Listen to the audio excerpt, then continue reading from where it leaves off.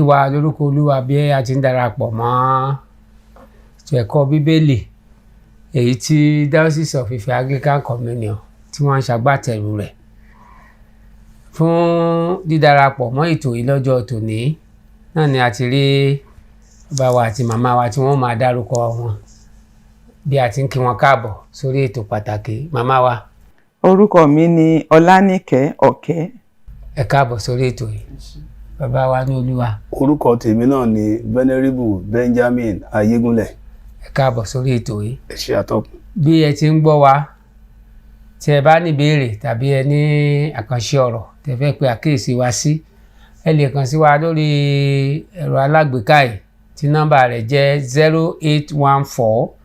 0814-719-4733 lẹ́ẹ̀kan sí 0814-719-4733. Ẹ jẹ́ kí a gbàdúrà.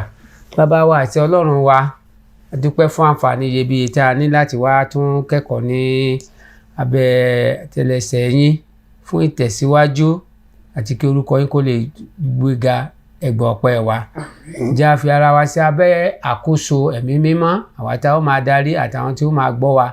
Ẹ̀mí mímọ́ fi ara rẹ̀ hàn wá. Àmín. Ká lè mọ ohun tí o fẹ́ ká ṣe. Àmín. Ká sì lè fi ọkàn láti ṣe bẹ́ẹ̀ gẹ́gẹ́. Àmín. Orúkọ Jésù Kristi Olúwa wa. Àmín. Lónìí a ń ṣe àgbéyẹ̀wò bí a ti ń tẹ̀síwájú nínú àkòrí ńlá nì tá a pè ní ìlànà Ọlọ́run fún ètò ní ibi ọjà wa.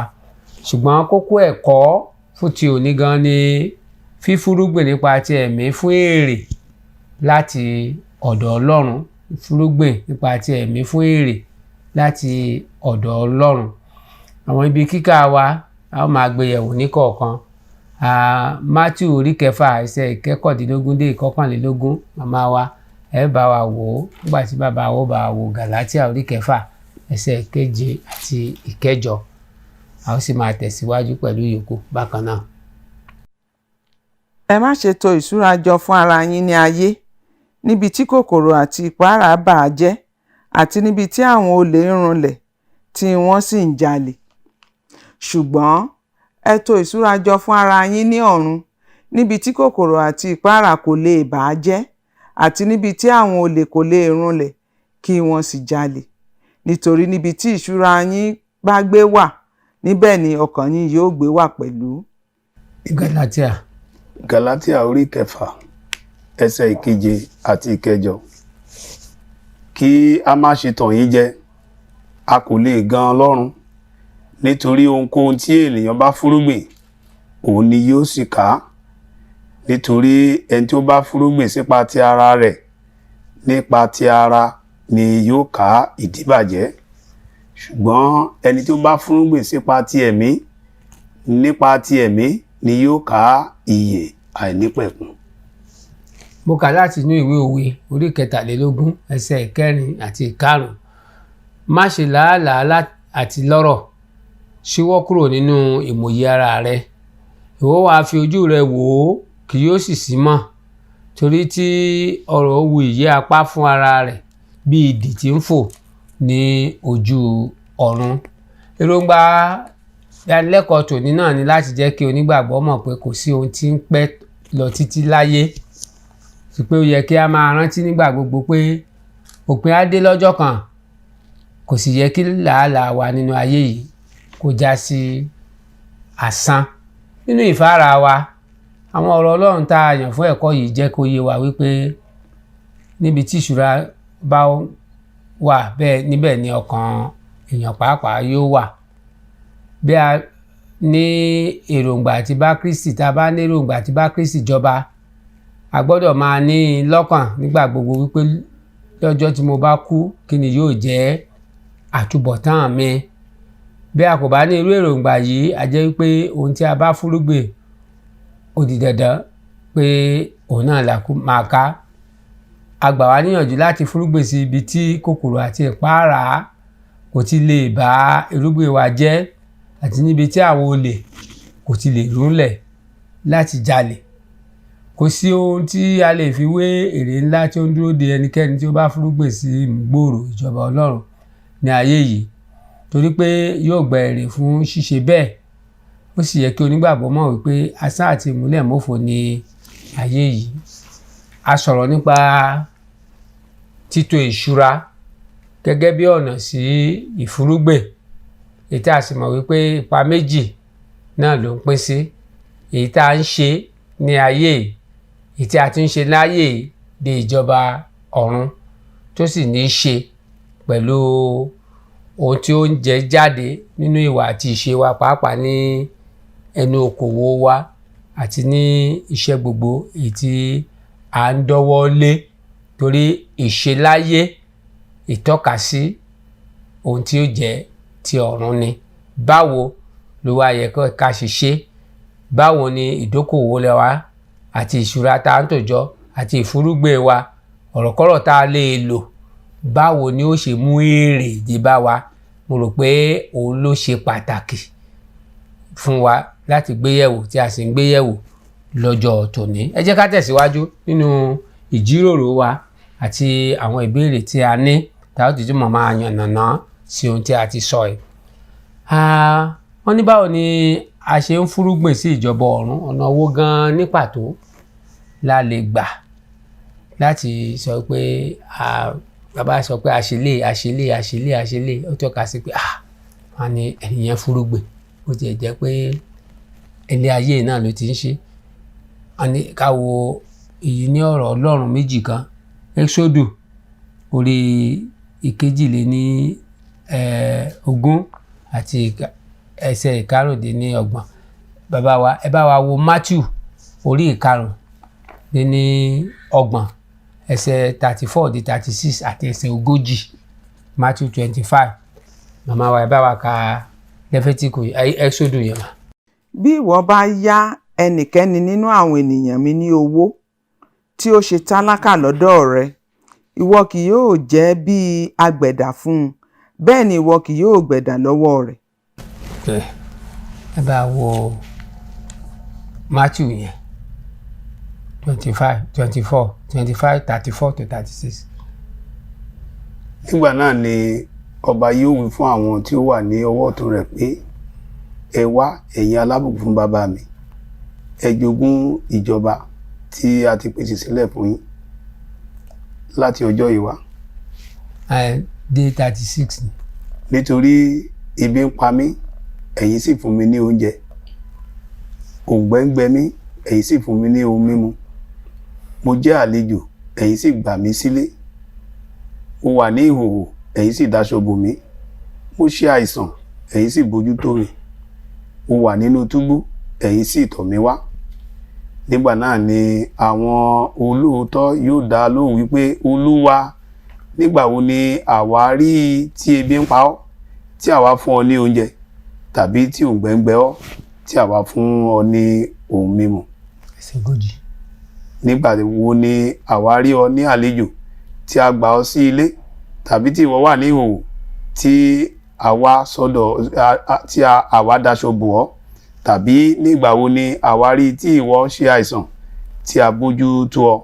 Tàbí ìwọ wà nínú túbú, tí àwa sì tọ̀ ọ́ wá? Ọba yóò sì dáhùn, yóò sì wí fún wọn pé, lóòótọ́ ni mo wí fún yín, ní ìwọ̀n bí ẹ̀yin ti ṣe é fún ọ̀kan nínú àwọn arákùnrin mi wọ̀nyí tí ó kéré jùlọ, ẹ̀yin ti ṣe é fún mi. Ẹ ṣé púpọ̀. Nínú ẹsẹ̀ ọ̀rọ̀ Ọlọ́run tí ọkà ẹ̀ máa wà, báwo la ṣe ń fúrúgbìn sí ìjọba ọ̀run? Bí a ṣe lè fúrúgbìn sí ìjọba ọ̀run, òun ni pé ká ní ìfẹ́ sí ọmọnìkejì wa, àwọn alábàágbé wa. Ìkejì bí rẹ̀, ká máa ṣàánú fún àwọn aláìní, àwọn tálákà, ẹni tí ebi ń pa, ẹni tí ìṣẹ́ ń ṣẹ́. Ní oríṣiríṣi ọ̀nà la lè gbà ṣe èyí. A lè yá ènìyàn lówó. Tí a bá yá èèyàn lówó, kí ọ̀rọ̀ Ọlọ́run sọ fún wa nínú ìwé Exodus orí 22 ẹsẹ̀ 25. Ó sọ fún wa pé tá a bá yá aláìní tàbí tálákà ní owó, a kò gbọdọ̀ gba èlé. Ìyẹn á le díẹ̀ o. Ọ̀rọ̀ Ọlọ́run ni. Ó sọ fún wa bẹ́ẹ̀ pé kí a má ṣe àgbẹ̀dà. Àwọn ẹlòmíràn wà tó jẹ́ pé ẹgbẹ̀dà yẹn àwọn èdè yẹn ó lè má yá àwọn ọmọ èdè òde òní o. ìtumọ̀ nǹkan tán mìíràn àgbẹ̀dà ni pé sọgúndogójì kó o yáyàn ní 20,000 kókó ní kó fi san 40,000 ó sọ ogún ó sọ di ogójì nìyẹn. Nípa ṣíṣe bẹ́ẹ̀ kò ṣàánú fẹ́ni yẹn rárá, níṣe ló tún fi kún ìṣòro ayé rẹ̀, ó dákún ìṣòro ayé ẹni yẹn ni. Nínú Leviticus 25:35-37 ó sọ fún wa pé ìrànlọ́wọ́ tá a fẹ́ ṣe yìí, irúgbìn tá a fún yìí, ká máa ṣe pẹ̀lú ìbẹ̀rù Ọlọ́run. Pẹ̀lú ìbẹ̀rù Ọlọ́run. Bá a ṣe ń fúrúgbìn yẹn nìyẹn. Torí tó o bá ṣe yáyàn 20,000 tó fi lé 20,000 èèyàn kò sí ìbẹ̀rù Ọlọ́run níbẹ̀. Ṣùgbọ́n tá a bá ṣe gẹ́gẹ́ bí ìwé mímọ́ ti kọ́ wa, a rí i pé irúgbìn rere òun là ń fún yìí sí ìjọba Ọlọ́run. Kọ́lọ́run kó ràn wá lọ́wọ́. Ní àfikún ohun tí màmá wa ti sọ, ọ̀nà láti lè fúrúgbìn sí ìjọba ọ̀run òun náà ni láti ṣoore fún ẹnìkejì wa. Ìṣoore láti fi fún ni. Wọ́n ní ayé òde òní wọ́n mà ní ìṣoore níwọ̀n mọ̀ náà ń sọ. Oore téèyàn bá ṣe tó bá sọ wípé kò gbéhùn á jẹ́ pé ó ti ní ọwọ́ kan nú. Ó ní ọwọ́ kan nú. Oore ṣíṣe ó ṣe pàtàkì àti ìfifúnni. Tí a bá wo ìrere Matiu tí a kà lẹ́ẹ̀kan, a rí wípé ó ṣàlàyé ní kíkún bẹ̀ bí àwọn tí ebi ń pa tí wọ́n fún wọn lóúnjẹ, àwọn tí òǹgbẹ a fún wọn ní omi, àwọn tí wọ́n wà nínú ìhòòhò tí wọ́n láṣọ araṣọ fún wọn, wọ́n daṣọ bò wọ́n, àwọn tó jẹ́ wípé wọ́n wà nínú àìsàn táìsàn ń ṣe wọ́n ràn wọ́n lọ́wọ́. Ohun tí Jésù fi ń dá wọn lónìí ẹ̀ ń sọ fún wọn.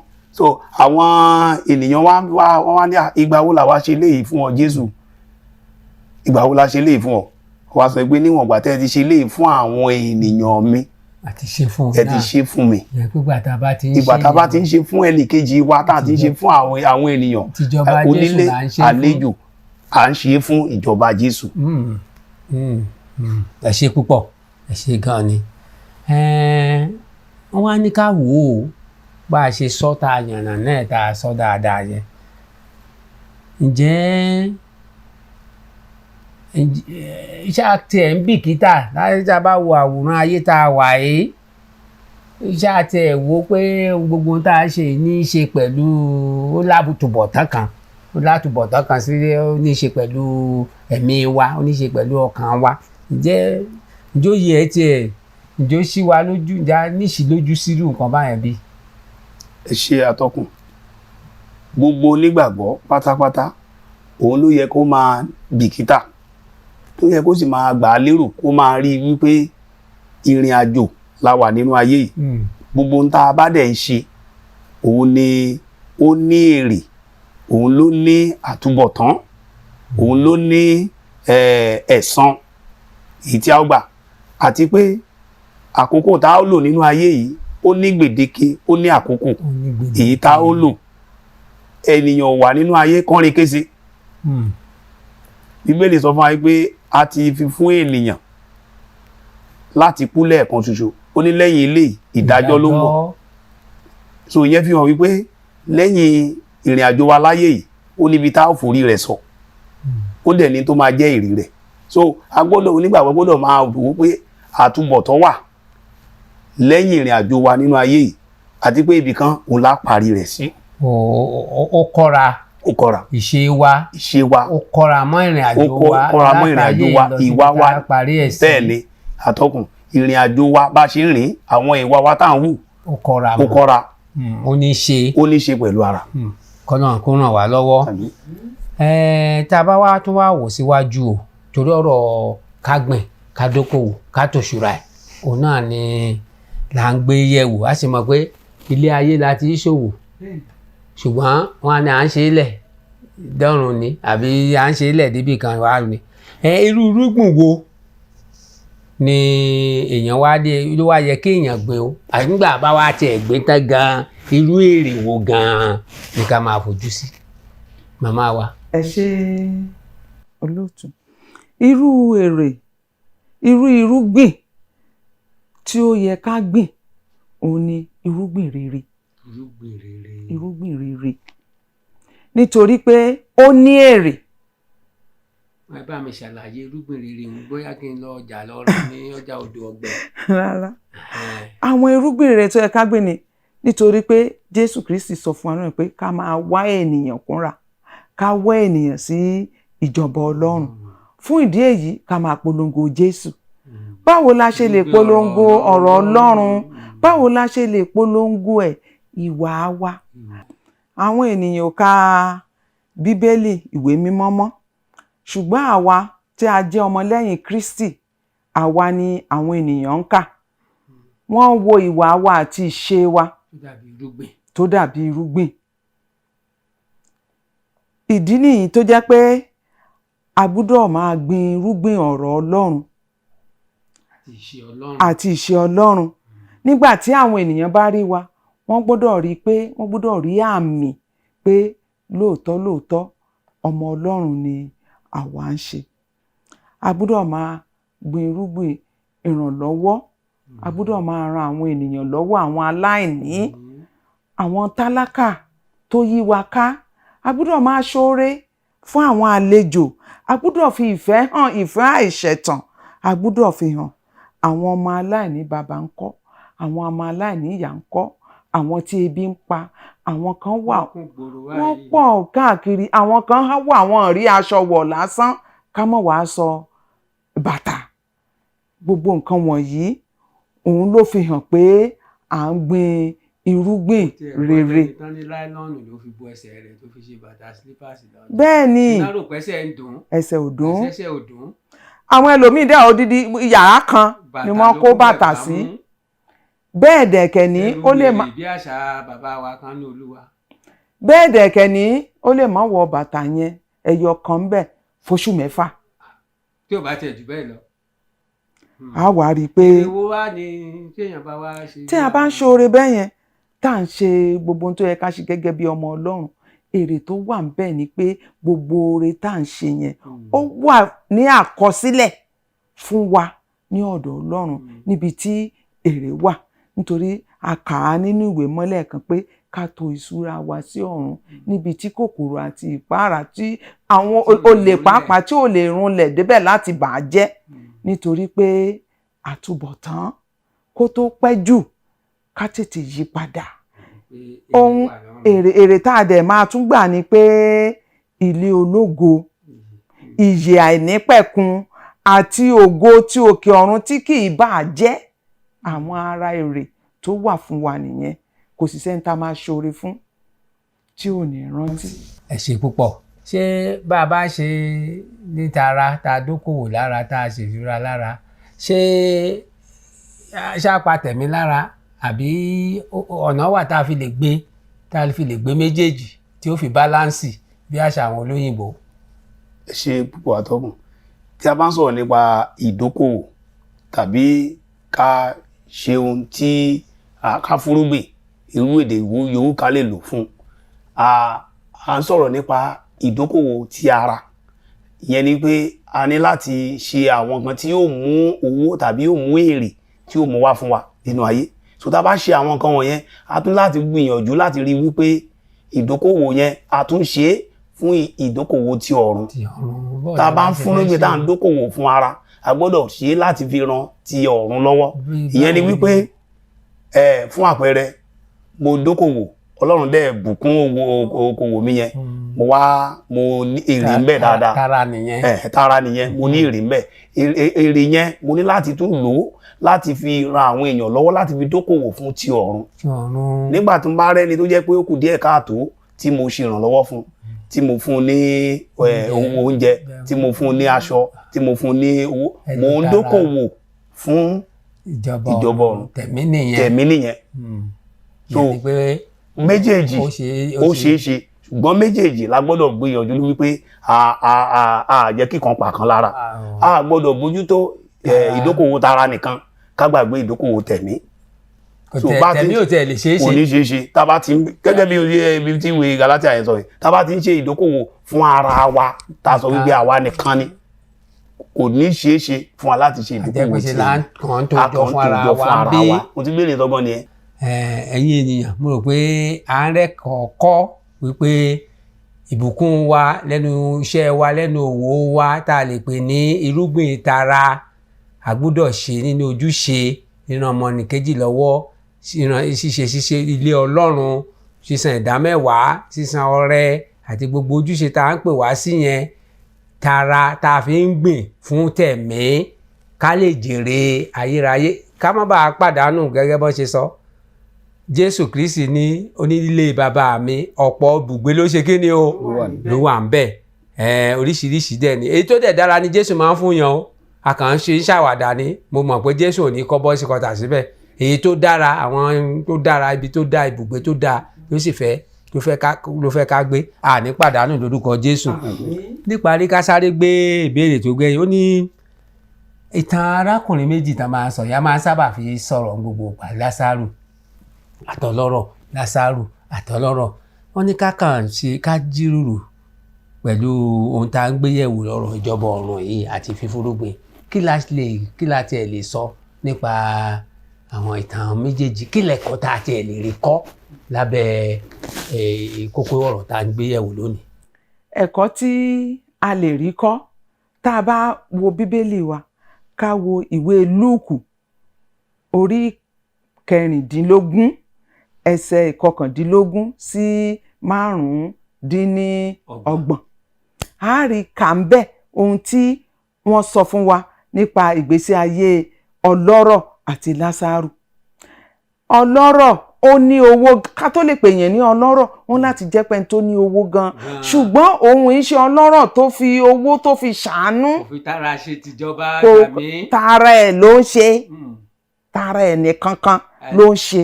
aṣọ iléeṣẹ́ àlùkò àti dídùn kó máa ó gbádùn ni. ẹ jẹ́ ká wo Lásárù oúnjẹ mélòó gan ló ń bọ́lẹ̀ lórí tábìlì mélòó ló fẹ́ ṣàjẹ́ tó lè yó. ẹ rí i pé kò ṣe ti ara ó jẹ́ kí ọlọ́rọ̀ kó pàdánù ìjọba Ọlọ́run torí a sọ fún wa wípé níkẹyìn ọlọ́rọ̀ kú Lásárù kú ọlọ́rọ̀ ó bára rẹ̀ nínú iná tó ń joró iná nígbà tí Lásárù tó bára rẹ̀ ní ọkàn bàbá wa Abraham. ká má ṣe kíni kì í ṣe ọrọ̀ tí Lásárù ní tí ọlọ́rọ̀ ní kì í ṣòun ló jẹ́ kó pàdánù ìjọba Ọlọ́run ṣùgbọ́n nítorí pé kò lo ọrọ̀ yẹn gẹ́gẹ́ bí irúgbìn tí Ọlọ́run fún yẹn ti ara kò lò ó bó ṣe yẹ kó lò. àwọn kan máa ń sọ wá ní Ọlọ́run lè torí bàbá kó dá ọmọ lọ́lá tàbí kó torí ọmọ kó dá bàbá lọ́lá ta ló ǹjẹ́ àti ẹ̀ lè sọ títorí ohun tí Ọlọ́run fi dá àwọn èèyàn lọ́lá ohun tí Ọlọ́run fi dá wa irú irúgbìn wo làwa ń gbìn. ká fi tiẹ̀ kọ́gbọ́n ṣáà máa ṣe bí ọlọ́rọ̀ bámúbámú ni mo yó mi ò mọ̀ pé bí ń pọmọ ẹnìkan ọ̀kan kó tó pẹ́ fún wa ní orúkọ Jésù kò ní pẹ́ fún wa. àmín lórúkọ Jésù bàbá wa ẹ ṣe ìtàn náà lẹ́mọ̀ o. ẹ ṣe ní àfikún àwọn ẹ̀kọ́ pọ̀ tí a ní ta lè rí kọ́ nínú ìtàn àwọn méjèèjì yìí èmi tó fẹ́ fojú tẹ̀mí wo apá kejì wọ́n ti sọ̀rọ̀ nípa ti ọlọ́rọ̀ Lásárù náà nǹkan bí ó tó jẹ́ tálákà ẹ rí pé tálákà ni Lásárù lóòótọ́ ṣùgbọ́n ó fúnúgbìn fún ìjọba ọ̀run ó fúnúgbìn fún ìyà ìnípẹ̀kun ìwà ẹ̀dá ó ń ṣe ìfẹ́ Ọlọ́run ó ń sin Ọlọ́run. pé kì í ṣe nítorí pé ó kàn jẹ́ tálákà. kì í ṣe nítorí pé ó jẹ́ tálákà. ó lè tálákà kó lọ ọ̀run àpáàdì. ó lè tálákà kó lọ sọ́run àpáàdì. ìyẹn á tún lé o.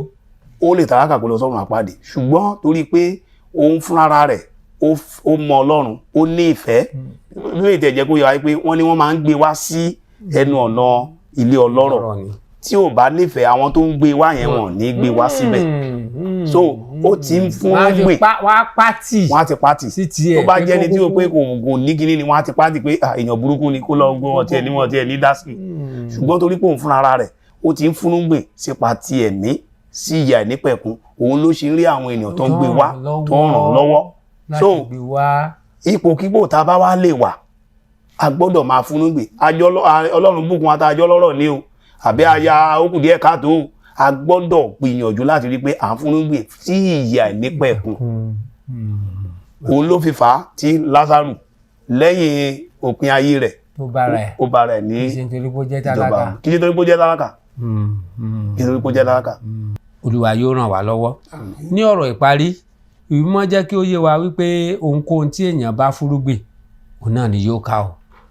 Jẹ́ kí a fúrúgbìn sí ìjọba Ọlọ́run nípa ti ara àti nípa ti ẹ̀mí kí a lè bá jogún ìyè àìnípẹ̀kun ó ṣe kókó. Ẹ jẹ́ kí a lọ́wọ́ sí ìmúgbòòrò ìjọba Ọlọ́run ní ayé yìí nípa ẹ̀wà àti ìṣe wa. Wọ́n ti ṣàlàyé ẹ̀ lẹ́kùnrẹ́rẹ́ fún wa. Bíbélì wípé èrè kí ni ó jẹ́ fún èèyàn bí ó bá jèrè ayé yìí tó sì sọ ẹ̀mí rẹ̀ nù. A sì máa tẹ̀ ẹ́ sọ́ga pé kò sí ẹni tó tẹ̀ lè jèrè gbogbo ayé yìí, kò sí ẹni tó lè jèrè gbogbo ayé, ṣùgbọ́n èyí tí kékeré tá a tẹ̀ lè rí yẹn ń bẹ̀ ká wá sì torí wọn ni ó fi mí kékeré ó fi ṣe kíní kan ó fi bà ìdí jẹ́. Èyí kì yóò jẹ́ ìpín wa lórúkọ Jésù. Ẹsẹ̀ àkọ́sórí wa Róòmù orí 9 ẹsẹ̀ 13 kí màmá wa bá wa kà kí a lè máa wí tẹ̀lé wọn. Róòmù orí 9 ẹsẹ̀ 13. Nítorí bí ẹ̀yin bá wà ní ti ara. Nítorí bí ẹ̀yin bá wà ní ti ara. Ẹ̀yin ó kú. Ẹ̀yin ó kú. Ṣùgbọ́n nípa ẹ̀mí. Ṣùgbọ́n nípa ẹ̀mí. Bí ẹ̀yin bá ń pa iṣẹ́ ti ara run. Bí ẹ̀yin bá ń pa iṣẹ́ ti ara run. Ẹ̀yin ó yè. Ẹ̀yin ó yè. Bàbá á jẹ́ ká yè lórúkọ Olúwa. Ẹ jẹ́ kí a gbàdúrà. A dúpẹ́ bàbá olóore fún ètò ẹ̀ tún fi hàn wá. Ètò ṣe pàtàkì nínú ìrìn àjò ayé wa pé bí a ṣe ń làkàkà nínú iṣẹ́ àti òwò wa láti jẹ́ èèyàn nípa ti ara, oore ọ̀fẹ́ láti fi jẹ́ irúgbìn sí ti ọ̀run bàbá ẹ fi fún wa o. Ìjọba ọ̀run ẹ má jẹ́ ó jẹ́ èèwọ̀ wa o. Ògo ni fún orúkọ yín ní orúkọ Jésù Kristi Olúwa wa. Àmín.